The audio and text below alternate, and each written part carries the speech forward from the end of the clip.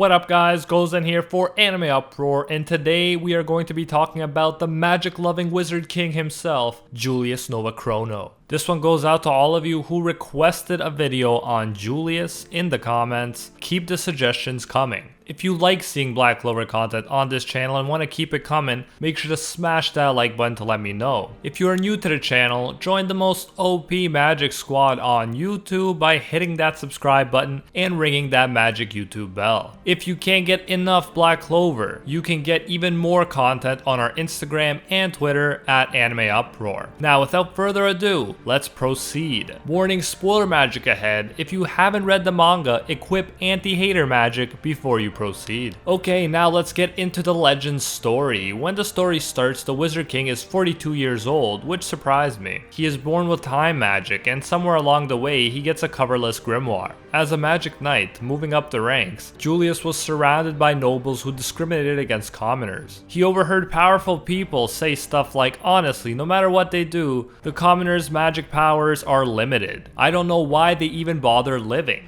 Even just being in the same country as them gives me the creeps, end quote. Julius, despite being of noble blood, completely disagreed with such views. He would think to himself, while nobles possess high magic power, they only use it for their own benefit. There's no other reason why. Why do they bother living, end quote. With these thoughts in his head, he continued to search for his purpose in the Magic Knights. Around this time, he met Zora's dad, Zara, the first Magic Knight who was a commoner. He respected Zara how even without a lot of magic power, he flourished by combining his trap magic with his calculated battle strategies. It was not natural talent, but magic that's nurtured by one's accumulated hard work. Zara always prioritized saving civilians. Back then, Julius didn't know what magic knights were truly like. Even though he was a commoner, he thought that Zara was what a true magic knight was like. However, shortly after Julius met Zara died. Julius overheard that Zara was killed by a fellow squad member. Instead of feeling bad, the other magic knights did not care about the commoner and were more upset that the story got out to the public than anything else. Julius thought to himself, this wasn't supposed to happen. This experience sobered him to the reality around him. He realized that in the Clover Kingdom, the social class you are born in dictates whether you live a luxurious life at the top or whether you live a hopeless life at the bottom. Julius thought there should be more possibilities for everyone. He felt that the possibilities of magic and humans were endless. However, he knew that change wouldn't be easy. He knew that in order for a voice to be heard, one needs power, status, and reliability. So he gave it his all, amassed accomplishments, and became the Wizard King. But before he was the Wizard King, he was the captain of the Aqua Deer Squad, which has also been called the Azure Deer Squad or Grey Deer Squad.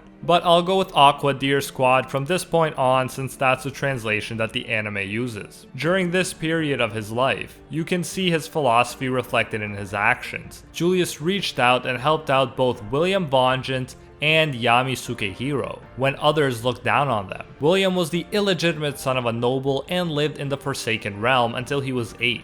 If that wasn't bad enough, he was cursed and was born with a giant scar on the top half of his head that even magic couldn't fix. He was eventually taken in by his father and his lawful wife when their illegitimate son died. Although people viewed his world tree magic as a curiosity, his childhood was torture. People hated his face, they were creeped out and frightened by it, and his father's lawful wife abused him terribly. He was in a living hell, but then Julius showed up. Julius, being the magic nerd he is, was ecstatic about William's magic and didn't care about his appearance whatsoever. He wasn't frightened or creeped out by it. Julius saw beyond the scar and by observing William's magic determined that his kindness was trying to protect everything. After being isolated and put down his entire life, Julius comes along and sees value in William. He insists that he joins the Magic Knights. William thinks he can't be a Magic Knight because of his face, but Julius looks confused, telling him it's nothing to worry about. However, since he sees it bothers William, Julius takes it upon himself to make William a mask, the same mask he wears to this day, so that William would feel more comfortable with being a magic knight. Even as a child, William thinks the mask is tacky, but he smiles. He was truly happy for one of the first times in his life because someone went out of their way to be nice to him. Because of this, William wanted to pledge his grimoire to Julius's service. Julius had William join his Aquadeer squad and eventually promoted him to the captain of the Golden Dawn squad. He took a kid that was born as an illegitimate child, grew up in the Forsaken Realm, and had a scar that the other nobles loathed, and put him in one of the most important positions in the Clover Kingdom. By doing so, he was showing people, including the discriminating nobles around him, that your background doesn't matter as much as how good you are for their job.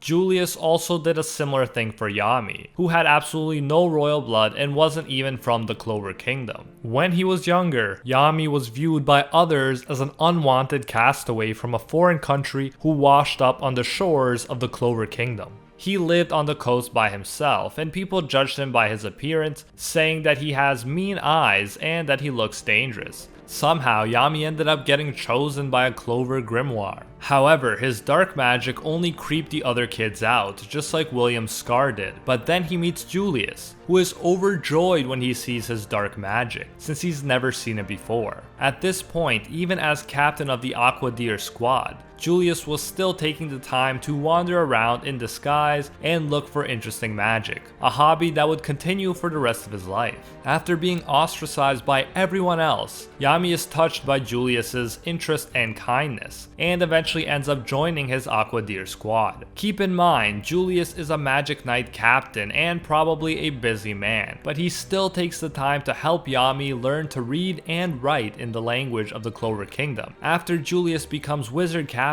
he picks Yami, not just a commoner but a foreigner, to be the captain of the Black Bull squad. Keep in mind, Zara, the first commoner to become a Magic Knight, was hated and killed by fellow Magic Knights not too long ago. The current story must be taking place less than 20 years after Zara was killed, since Zora is 25 now, and he definitely looks older than 5 in the flashbacks we're given when we're learning about his father's death. Furthermore, Yami became the leader of the Black Bulls well before the story starts, so Julius acted pretty quickly, despite the fact that he knew most nobles have issues with commoners even being Magic Knights. He placed a foreigner in one of the highest positions possible. He gave him the title of Magic Knight Captain. In many ways, Julius's goal is the same as Asta's. They both want to create a kingdom without discrimination, where even poor orphans from the Forsaken Realm have a fair shot at succeeding in this world and making their dreams come true. By placing Yami in one of the highest positions possible, he sent his message loud and clear: anyone can not only become a Magic Knight, but even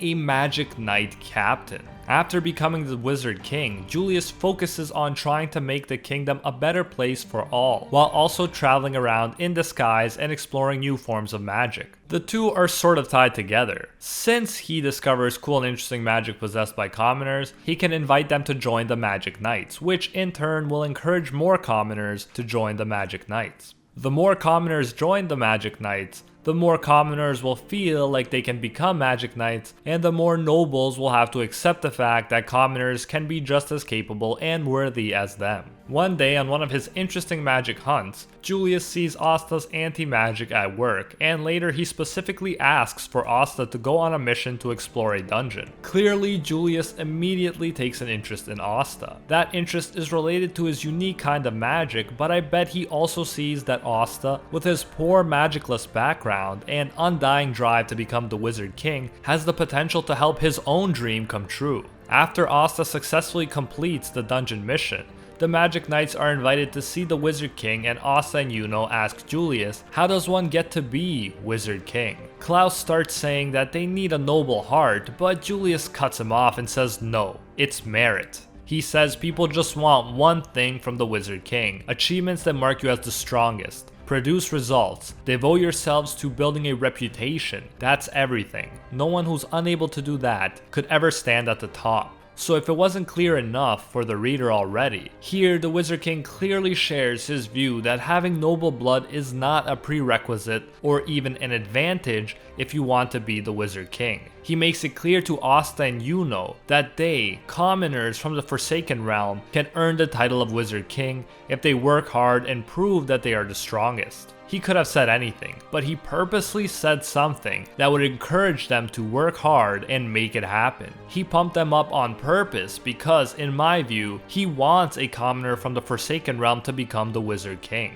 He did what he could as a nobleman. He became the Wizard King and put commoners and even foreigners in high-ranking positions. However, he knows that the next step must be having the position of Wizard King, a title that signifies you're the most powerful being in the kingdom, go to a commoner. If that were to happen, that would do even more for helping Julius achieve his biggest goal of a just kingdom. This is why I think Julius wants to encourage Yuno and even more so the magicless Asta to become Wizard Kings, and as a result does his best to groom them for their job. Julius goes on to save Asta when he is kidnapped by the Eye of the Midnight Sun. He waits at their headquarters and quickly kills 2 members. He easily dodges the attacks that the Midnight Sun members send at him, and Sally can't even follow his movements with her eye. Then, using his time magic, he traps the remaining 4 in one unending moment. He saves Asta and tells him that they seem to be linked by fate somehow. Again, another comment that would suggest Asta's importance to the Wizard King. Asta is in awe of Julius's power, and Julius tells him that this is what he's aiming for, right? And tells him to watch carefully. To motivate him even more, he tells him that what he's seen is only a tiny fraction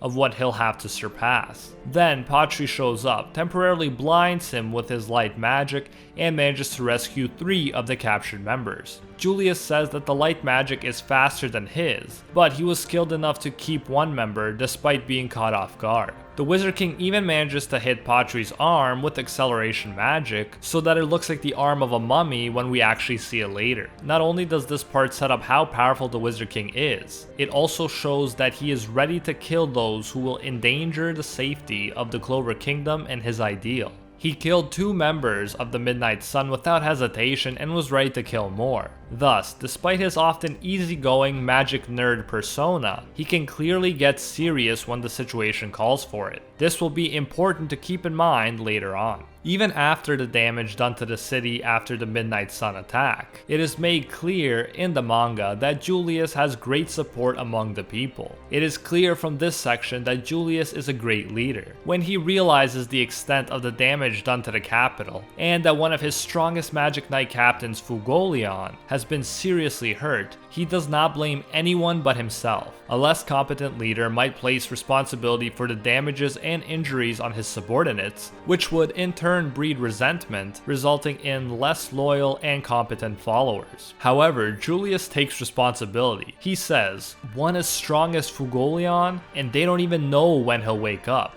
I'm afraid I miscalculated there." End quote. Because Julius is quick to take responsibility, this attitude is reciprocated by his Magic Knight captains, who in turn blame themselves. Charlotte says, "No, it was our inexperience," and Nozel completely blames himself. He thinks, "Pitiful, what an appalling spectacle. Never let this happen again, Nozel." He puts the burden of responsibility on himself and promises to find the person who did this to Fugolion and bury them himself. Nobody blames the Wizard King because he has established their trust, and they know he cares about them. Moving on, Julius quickly realizes that there is a traitor among the Magic Knights, one who made some mages who were keeping the magic barrier up around the city disappear. Julius is smart about this. He doesn't disclose this information, since he doesn't want to panic people needlessly or shake their belief in the Magic Knights, even though he is sure of it. In order to figure out who it is, Julius tries to use Marx's power to get the captured members of the Midnight Sun, including Catherine the Old Witch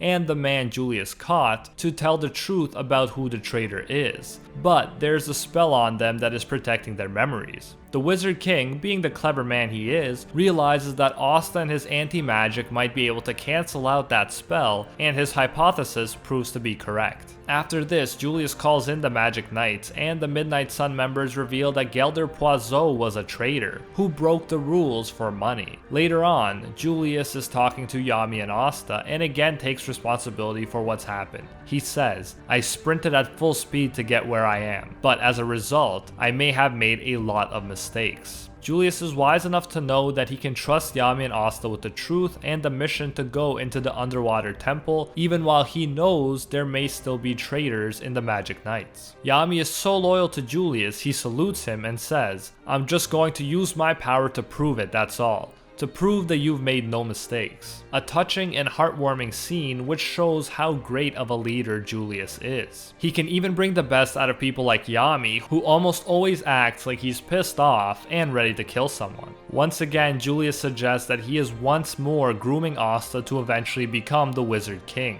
as he tells him that Asta's experience fighting the Midnight Sun is bound to be very useful. He even says he's counting on Asta, which makes Asta extremely happy. After they complete the underwater mission, the Wizard King puts his hands on Asta's shoulder and tells him that he's one step closer to becoming the Wizard King, which makes Asta blush and gets him pumped up once again. During the Battle Destruction tournament, Julius is there and he is overjoyed when he sees Asta's Black Hurricane attack. He cheers, "Asta, you've learned another amazing ability." Julius goes on to watch the remaining matches and scolds Langris when he tries to kill his brother, but lets Langris's team battle Asta's anyway, which would give Asta even more useful experience. After the tournament, he reaches out to Zora too, telling him that his dad, even though he was a commoner, was a true Magic Knight. He reveals that Zara was one of the reasons they started giving out stars, to make sure that commoners get the appreciation they deserve, since before nobles would take credit for the hard work of commoners. He sees Zora, a commoner, as a Magic Knight like his dad, and encourages him to wear his Black Bull's robe. This is but one of many instances we've seen where the Wizard King has taken time out of his busy schedule to try and help a commoner. And now we move on to the final act of this great man's life. One day, William meets Julius on a rooftop overlooking the capital. William thanks Julius for giving him the mask that gave him confidence, for inviting him to join the Magic Knights, and so on. William points out that it's been 11 years since they met, but he still has the utmost respect for Julius. He says he created the strongest squad as thanks for all Julius has done for him. However, then he starts telling him about Patri, the elf that shares his body. William views Patri as a precious friend, and he says he cannot choose sides between Julius and Patri. So he says they'll have to decide what happens as he transforms into Patri. Then, one of the biggest twists in this series, the fact that William is sharing a body with the leader of the Eye of the Midnight Sun, is revealed to the Wizard King, and he does not look surprised. He simply says, "I did not want that to be true." Julius, like Yami, had suspicions all along, but he did not want to believe that his precious student could be working with the Eye of the Midnight Sun. Patri, who is going by the name of his friend Licht at this point, wants to kill the Wizard King, take his magic stones, revive the elves, and take revenge on all humans. Despite what just happened, Julius still views his student William as a kind person, and even says the fact that he treasured Patri was also because of his kindness. His goal is to stop Patri, and Julius feels like William is cheering him on. Then, one of the best fights in the series begins, the leader of the Midnight Sun versus the strongest Magic Knight in the land. During the fight, it is clear that Julius is stronger than Patri. He once again tells us his aim, to create a future with no discrimination. As the fighting goes on, Patri notices that the Wizard King is trying to restrain him without killing him. He realizes that Julius has strength to spare. He's not going all out in my view because of William. He cannot bring himself to kill his former student. In a previous video, I mentioned how Naruto has a similar moment. The third Hokage cannot bring himself to kill his student Orochimaru the first time. Instead, he lets him get away, and that proves to be a big mistake. Later, he loses his life trying to stop one of his attacks on the village. He succeeds in stopping him, but loses his life in the process. However, there is a significant difference here. Orochimaru is portrayed as a detestable villain, while William is portrayed as a kind man who still respects his teacher Julius. Therefore, it is not surprising that Julius would hesitate to kill Patri, because doing so would kill his precious student William. However, as in Naruto, This decision to hold back comes back to haunt him. After Patri realizes that he cannot defeat the Wizard King one-on-one, he launches an attack on the entire capital. He activates the spell Arrows of Judgment, and swords made of light magic begin raining down on the city and its people. In that moment, we get a flashback of Julius's life. We see how he was fed up with the way things were, with the fact that a true magic knight like Zara could be taken out by his own comrades for being a commoner. He wanted to end discrimination, and so he pushed himself as much as possible to amass accomplishments so that he could gain enough power to make a difference. He reflects on what he's done and thinks it's not like it changed dramatically, but gradually, certainly, little by little, this country's civilians are beginning to change. During this part, we get a panel of Noelle, a noble risking her life to save a commoner child. We get Klaus, once a cold nobleman, affectionately hugging the commoners Asta and Yuno. And we see people, including nobles, cheering for those same commoners. He thinks to himself, the people who I believed in, the people who I acknowledged with their power and with the power of those whom they themselves acknowledged, I will not let this end now, as the Wizard King. Julius realizes he did not succeed in creating a kingdom without discrimination, but he has made significant progress and he's got the ball rolling. He trusts that he'll be able to pass the torch on to other people he has groomed, like Yami and Asta, and they will complete what he has started and make the Clover Kingdom a land without discrimination, a land of opportunity for all, and perhaps even a land where a poor magicless orphan from the Forsaken Realm can grow up to become the Wizard King. Julius goes on to use all the magic he has to stop Patri's attack, and Patri takes advantage of this window of time to stab and kill Julius. As he's dying, Patri tells him that being the Wizard King was his one weakness. And that is the epic story of Julius Novachrono. He sacrificed his life for his kingdom and for his dream. He wanted to protect the kingdom and make it a just place, where nobles, commoners, and foreigners could live without discrimination and without limits. He knew that if the capital was destroyed, not only would all those innocent people die, in many ways it would spell doom for the whole Clover Kingdom. Instead, he sacrifices himself, trusting that his students and their students will be able to carry on his dream. Yes, Julius is dead, but in a way, his story is not really over yet. In many ways, his will lives on in Yami, Asta, and many other magic knights. In fact, if Asta accomplishes his dream of becoming the Wizard King, that will help the Wizard King's dream come true too. Not only does Asta have similar goals of creating a kingdom without discrimination, but as Wizard King, he would also serve as a reminder to every commoner from the Forsaken Realm that they too could reach the very top of the totem pole. Julius changed the kingdom drastically in his life in a very short period of time. We went from a commoner being killed because he dared to be a magic knight to a foreigner becoming a magic knight captain and people accepting it. Julius helped make a huge difference while he was alive. He died protecting the kingdom, but his dream lives on through Yami, Asta, and the rest. And that is it for today's video. If you guys want a breakdown of Julius's power and magic, let me know in the comments and I can make a video about that. In these videos, I'm more concerned with the character rather than with the intricacies of their magic. Anyways, thank you so much for watching. If you enjoyed this video, let me know by smashing that like button and leaving suggestions for videos that you are burning up to see. If you haven't, subscribe and ring that magic YouTube bell so you don't miss new Black Clover videos. Check us out on Instagram and Twitter at AnimeUproar for even more Black Clover content. If you're anything like me and you're crazy enough to use anime to inspire you in real life, you should check out our Asta Dream Big Work Hard shirt at AnimeUproar.com. The link is in the description. I'm actually so excited about all of the anime shirts we made so far and for the ones that are yet to come. I literally think about only wearing these shirts because I like the designs and the messages so much. But anyways, that's it from me. Thank you so much for all of your support. It is what makes all this possible. Until next time, see you, Space Cowboys.